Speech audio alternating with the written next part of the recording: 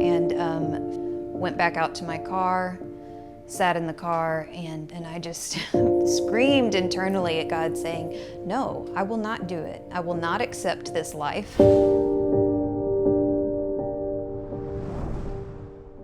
So I was very broken going into my senior year of high school.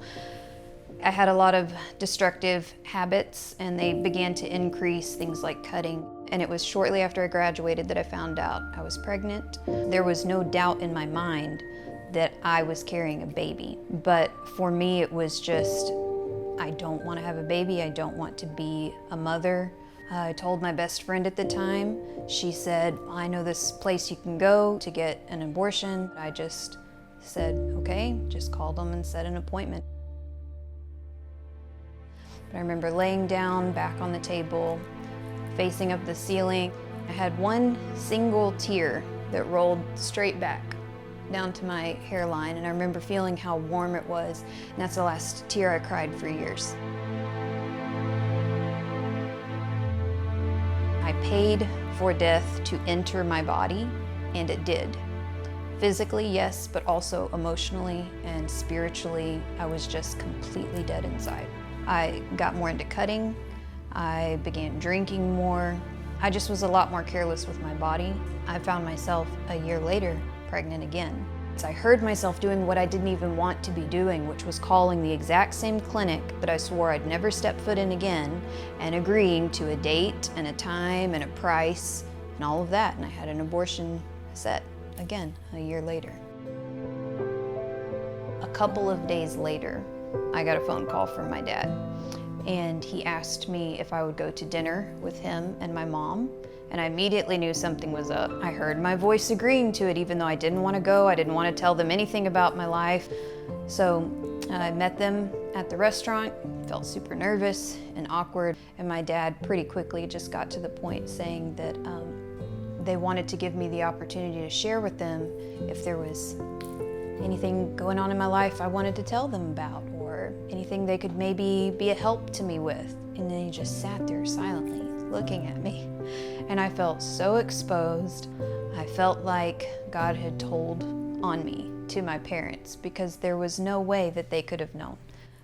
I found out later that my mom had been praying for me, and that in one of those prayer times that God had impressed upon her very clearly, Elise is pregnant and she is considering an abortion.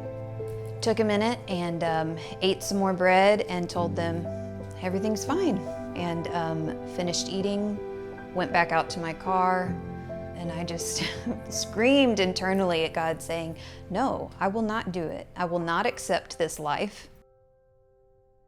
I called up my best friend and told her, I need to be able to go through with this abortion.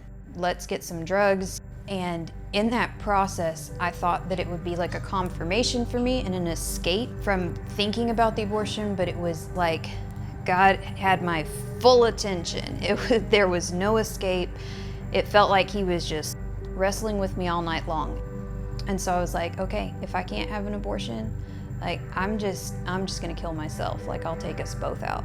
But every time when I would open my eyes again, I was like, I am still alive. It's like God would not let me die. I was exhausted by the time morning rolled around, and ended up talking with my friend. After about 6 hours of conversation, I remember just saying to my friend, I'm gonna do it.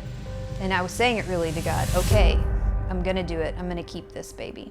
That was the moment when I said I was gonna keep Selah.